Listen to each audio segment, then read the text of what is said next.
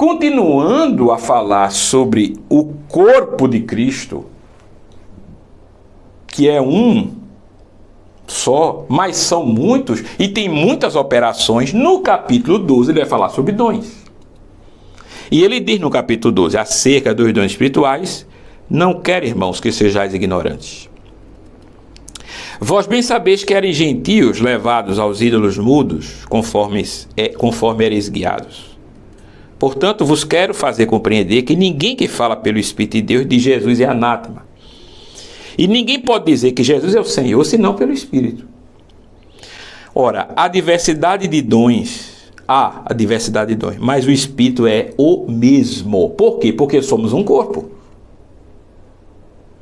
Compreende a analogia? O Espírito do homem está no corpo do homem. O Espírito do Senhor está no corpo do Senhor, que é a igreja.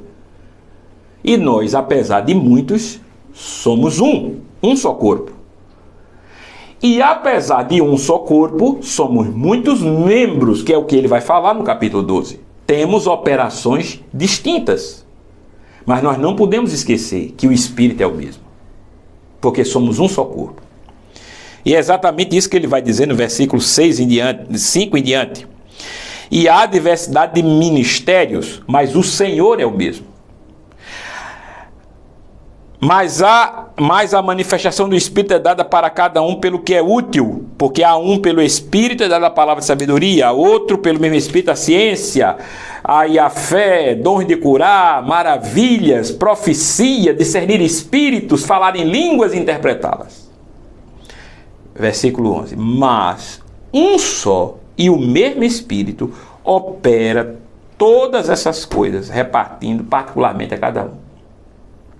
No 14 ele diz: porque também o corpo não é um só, mas muitos membros. Veja, nós somos um corpo. Temos um só Espírito. Como o corpo humano tem o Espírito do homem, como o corpo de Cristo, nós temos o Espírito de Cristo. Mas nós temos muitos membros. E é esta diversidade que faz com que o corpo seja um em muitos, sem partido. O corpo é um e ao mesmo tempo são muitos, mas sem partido, porque há organização, de onde vem a palavra, de onde surge a mesma raiz da palavra organismo. Veja, a organização ou o organismo significa que cada um está no seu devido lugar, dando a forma devida ao corpo. E é isso que ele quer dizer. Observe, quando diz no versículo 16 do capítulo 12: e se a orelha disser, porque não sou olho, não sou do corpo, ela não é do corpo por causa disso? Claro que é. Se todo o corpo fosse olho, onde estaria o ouvido? Se todo fosse ouvido, onde estaria o olfato? Mas agora Deus colocou os membros no corpo, cada um deles como ele quis. Então, uns são apóstolos, outros são profetas, outros são evangelistas, outros são pastores e mestres, como ele vai dizer em Efésios 4:11. E mais, alguns têm o ministério do socorro e da misericórdia, alguns assistem, alguns presidem, alguns ensinam, alguns recebem, outros fazem campanhas e movimentos de oração e fé, outros são aqueles que ajudam pessoas em aconselhamentos, em libertação, outros são aqueles que trabalham com crianças, outros são aqueles que trabalham com jovens, mas o corpo é um. Isso não são partidos do corpo, são membros de um mesmo corpo, ou seja, uma só organização, um só organismo. O que é que liga então todo o corpo? Ora, o que liga o corpo físico são as juntas, a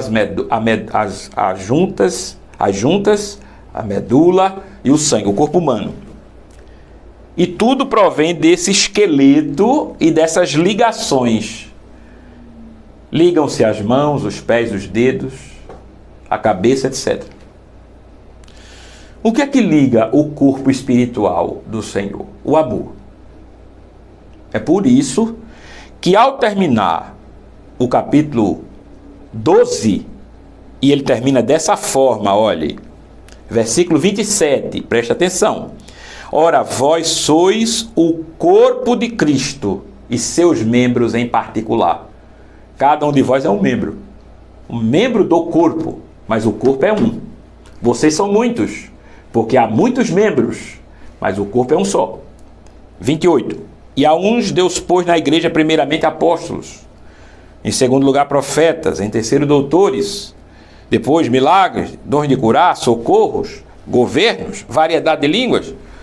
Porventura são todos apóstolos? São todos profetas? São todos doutores? São todos operadores de milagres? Têm todos dom de curar? Falam todas diversas línguas? Interpretam-nas todos? Porventura, portanto, procurai com zelo os melhores dons, e eu vos mostrarei um caminho ainda mais excelente. Por quê? Porque não importa o que você seja no corpo, você precisa ter aquilo que dá ao corpo o que ele é. Esta minha parte do corpo é tão corpo meu quanto essa parte aqui todinha. Esta unha é tão meu corpo quanto é o lado direito do meu corpo inteiro. Agora, o que é que une o corpo de Cristo? O amor. E é por isso que no capítulo 13 ele vai falar sobre este caminho mais excelente, que é o que une os membros do corpo. Veja, o que deve unir os membros do corpo é o amor. Por quê? Porque esse foi o exemplo do cabeça. O que é que Cristo fez conosco se não nos amar? A cada um individualmente. Foi através do seu amor e da sua graça que nós alcançamos pela fé a salvação. É através do amor de Cristo que temos a oportunidade de refletirmos sobre os assuntos acerca dele mesmo, sobre a salvação, sobre o novo nascimento, sobre a restauração final, sobre a eternidade, etc. Então, quando Paulo fala sobre o amor, ele quer mostrar que o amor é superior a qualquer coisa, e para isso ele se vale de hipérboles. Ele está dizendo no início do 13, ainda que eu falasse a língua dos homens e dos anjos e não tivesse amor, seria como o metal que soa, tim, mais nada, só faz barulho. Ou como um sino que tine, blém, entendeu? E não tem mais nenhuma significação. Aqui a questão não é se os anjos têm língua ou não têm. Aqui é o exagero proposital que Paulo dá para falar que o amor é superior. Somente, mais nada. Anjos têm ou não têm língua? Não sei e nem quero saber. O que eu sei é que se eu falasse a língua dos anjos, se eu falasse a língua dos peixes, dos ursos, dos cavalos, das águias e não tivesse amor, nada seria. Pronto. Agora é com você se as águias, os peixes, os ursos e os cavalos têm língua ou não. Você está entendendo o que eu quero dizer? É por isso que ele diz: e ainda que tivesse o dom da profecia e conhecesse todos os mistérios e toda a ciência. Quem conhece todos os mistérios, todos eles, senão Deus? Paulo está dizendo, ainda que eu conhecesse todos os mistérios, há possibilidade de um homem conhecer todos os mistérios toda a ciência? Claro que não. Paulo está falando de maneira hiperbólica. Paulo está dizendo que o amor é superior. É isso que está dizendo. E nada mais que isso. De maneira que se tivesse uma fé tal qual pudesse transportar montes e não tivesse amor, nada seria.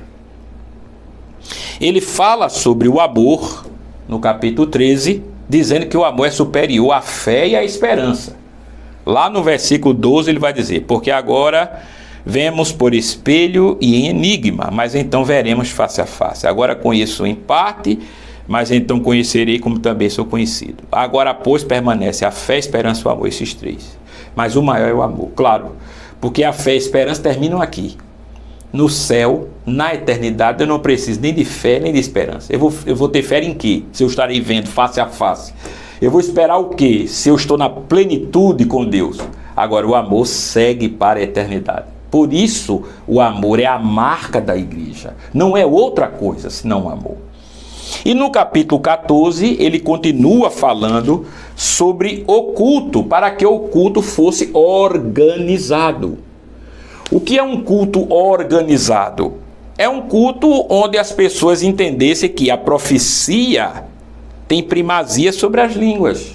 Claro, se alguém profetiza na língua dos outros, na língua dos que ouvem, esse vai ser ouvido e entendido. E se você fala em línguas e não as interpreta, observe que a mensagem, a palavra, o que quer que tenha acontecido com as línguas, será inócuo, não terá nenhuma significação. Então o que Paulo está dizendo não é que as pessoas não devem falar em línguas, elas devem falar em línguas, elas falem em línguas e falem principalmente consigo, mas que no culto público, se falarem em línguas, que falem com interpretação e que haja essa interpretação, não que não haja, que haja a interpretação. Mas caso não haja, que se dê preferência sempre pela profecia, e a profecia aqui é um dom espiritual, é uma característica, não tem nada a ver com pregação, viu, gente? Pregação, profeta é o pregador. Não. Isso é coisa de entendimento moderno. Tá certo? Profecia é profecia. Profecia não é simplesmente proferir como uma ministração homilética, como uma palavra discursiva de ensino para a igreja. Não, tem outros nomes para isso. Profecia é profecia. Tá certo? E Paulo está dizendo que a profecia deve ser buscada. Claro, porque é Deus falando e dando através dos homens mensagens à igreja. Mas é claro que é algo importante. E é o que ele está dizendo aos coríntios. Uma igreja que não faltava nenhum dom. Está lembrado do início da carta, no capítulo 1? E é por isso que ele diz, tá certo? No versículo 13 e 14 do capítulo 14 seguinte. Pelo que, o que fala em língua estranha, ore para que possa interpretar. Porque se eu orar em língua estranha, o meu espírito ora bem. Observou? Eu posso falar comigo, não é para impedir as línguas estranhas, ou para desencorajar as pessoas de falarem línguas. O meu espírito ora bem, mas o meu entendimento fica sem fruto. Há pessoas que se contentam com isso, em falarem com seu espírito e o seu entendimento não ter nenhum acesso àquilo que o espírito está falando, o entendimento humano. Mas o mais ideal, o padrão ideal, é que o indivíduo que fala em língua peça a Deus para que haja interpretação daquela língua. Por quê? Veja bem, a língua estranha pode ser em um indivíduo algo da sua mente? Pode. Pode ser a manifestação de um êxtase humano. A pessoa pode estar num momento em que ela não sabe muito bem o que é falar em língua, não tem experiência espiritual devida, e ela pode se lançar a falar em línguas e achar que está falando simplesmente pela imitação do que está ouvindo e pela efusividade do momento. Isso acontece? Sim. E quem disse que isso é impossível de acontecer? Pode acontecer. Mas como é que se dirime isso? Ora, se você fala em línguas bem e fala no espírito mesmo, não tem problema nenhum de você pedir a Deus então que interprete essas línguas, e Deus lhe dá a interpretação, porque é o mesmo Deus que opera tudo em todos, é o Espírito, é Ele que dá a capacidade de falarmos em língua, obviamente também é Ele que dá a capacidade de interpretá-la, é o mesmo Espírito. Lembre-se que as línguas são um dom do Espírito. A interpretação também é um dom do Espírito. É Ele que dá o Espírito, o mesmo Espírito. Ora, se Ele dá um, dá outro. Não tem problema nenhum. E se você fala em língua, não tem problema nenhum de pedir a Deus que interprete. Aliás, é o que você deve fazer, para que não somente seu espírito ore bem, mas seu entendimento também. Ok? E esta organização do culto, que não tem nada a ver com cessacionismo, ou isso é outra coisa, viu, gente? Cessacionismo é uma coisa da modernidade. Tá certo? Da modernidade. Preocupação mais com tipos, formatos, etc. Isso é outra coisa. A organização do culto é para que o culto seja espiritual conforme as instruções apostólicas, ou seja, aquelas do apóstolo Paulo, que deu expressamente à igreja em Corinto, e está em um contexto macro, preste bastante atenção, cujo núcleo, cuja cerne, cujo núcleo é a palavra de unidade, de não dissensão, de não partidarismo, mas de união. O elemento usado para ele expressar esse sentimento em relação à igreja é o corpo, que ele se vale em toda a carta de 1 Coríntios.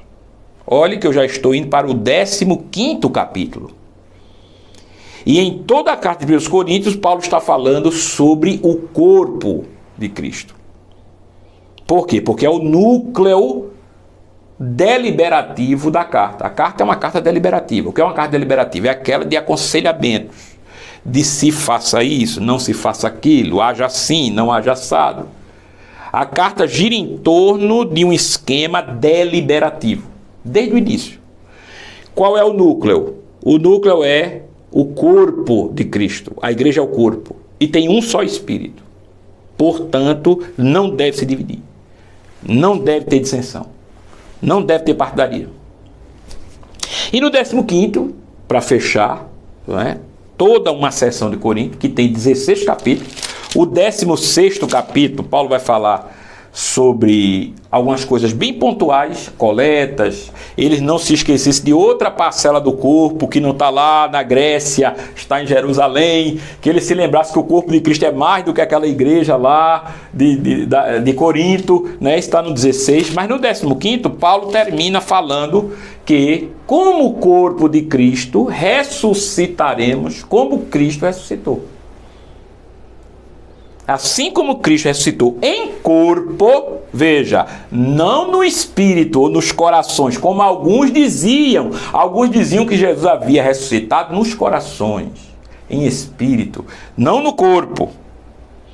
E é por isso que ele diz, como é que alguns de vocês dizem que não há ressurreição de mortos?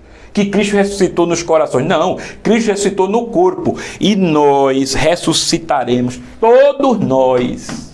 O nosso trabalho não é vão. Ele vai terminar assim.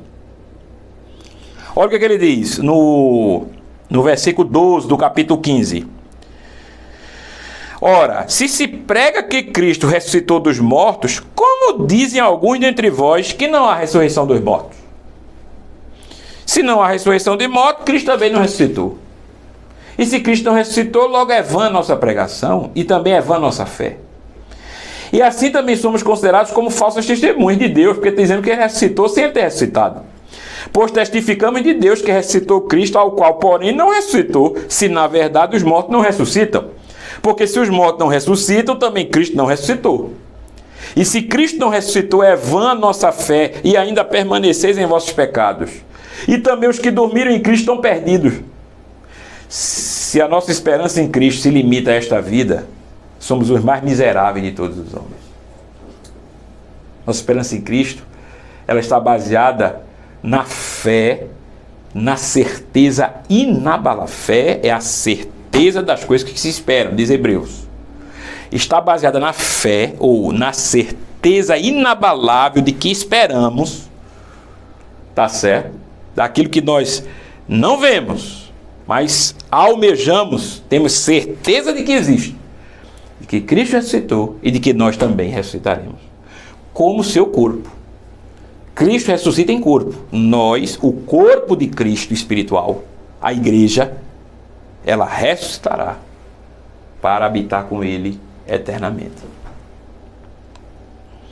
É isso que ele vai dizer em todo o capítulo 15 de Coríntios, aludindo novamente à questão do corpo. O corpo de Cristo. Tá certo? O corpo de Cristo, a igreja, una. E é por isso que ele diz, no versículo 53, porque convém que isto que é corruptível se revista de incorruptibilidade, e que isto que é mortal se revista de imortalidade. E quando isto que é corruptível se revestir de incorruptibilidade, e isto que é mortal se revestir de imortalidade, então cumprir-se a palavra que está escrita: tragada foi a morte na vitória. Onde está, ó morte, o teu aguilhão? Onde está, ó inferno, ou cova, a tua vitória? Ora, o aguilhão da morte é o pecado, e a força do pecado é a lei. Mas graças a Deus que nos dá vitória por nosso Senhor Jesus Cristo. Aí ele vai dizer: portanto, meus amados irmãos, sede firmes e constantes, sempre abundantes na obra do Senhor, sabendo que o vosso trabalho no Senhor não é vão. Por que não é vão? Porque nós não estamos perdidos. Nós não seremos esquecidos. Nós não redundaremos em nada. Nós ressuscitaremos como corpo de Cristo e habitaremos com Ele para sempre. Esse passeio em 1 Coríntios foi para trazer a você, meu querido e minha querida, uma ideia bíblica. O que eu falei não é outra coisa senão o exercício, isso falado neste vídeo, é o exercício vivo da teologia bíblica. A teologia bíblica é aquela que fala sobre os livros da Bíblia. É por isso que tem esse nome. O que é que 1 aos Coríntios diz de fato? Veja que vai muito além do que observar recortes. Eu não pude ler toda a carta, obviamente, porque o espaço não permite. Mas eu tentei costurar, não é, os recortes, que foram os textos que eu li, envoltos em um princípio norteador da carta, que é o que dá sentido a tudo que você lê a partir deste princípio. Veja, se você lê a carta entendendo que ela obedece um princípio norteador, que é aquele que norteia a escrita da carta, você vai observar que os recortes, eles são como partes, como peças de um quebra-cabeças, que com essas dicas fica fácil de ser montado. E a gente observa o todo. A parte de um livro bíblico sempre tem de vir em função do todo. Ok? E isto é o exercício da teologia bíblica. Portanto, que Deus abençoe sua vida, meu querido, minha querida. Que Deus nos dê graça. E aqui fica uma palavra, certo, para você. Para mim, hoje, do que mais a igreja precisa, não é fé, não é vigor, não é criatividade, não é dinheiro, influência. O que mais a igreja precisa hoje, e tende a aceitar isso humildemente, é o conhecimento. O conhecimento acerca de Deus e de suas verdades, as verdades divinas que são eternas. Várias dessas verdades estão cristalizadas na palavra, que é a revelação de Deus especial, específica, primais, porque ela não fala somente a razão humana, ela fala a alma do homem. E elas estão contidas na Bíblia Sagrada. Então, procure, meu querido, minha querida, meu irmão, minha irmã, empenhar-se em conhecer e prosseguir conhecendo o Senhor, conforme diz o profeta Oséias. Conheçamos e prossigamos em conhecer o Senhor. Nós precisamos conhecer a Deus nesses tempos tão difíceis, nesses tempos tão afrontosos, desafiadores, ok? A nossa fé. Aqui eu não falo somente do sentimento, eu falo da regra de fé e prática, do código de fé, daquele que professa o nome de Cristo, que é a Bíblia Sagrada. Que você cresça na graça e no conhecimento do nosso Senhor e Salvador Jesus Cristo. Então busque conhecer. Aplique-se nisto, invista nisso. Tá certo? Eu tenho dedicado minha vida e os meus esforços, o meu trabalho, e todos que estão comigo têm dedicado suas vidas nesse propósito. Tá certo? Que essa palavra encontre guarida no teu coração Que Deus abençoe tua vida, tua casa, teu ministério, tua igreja, nesses dias, e que o Senhor nos dê vitória, em nome de Jesus. Amém.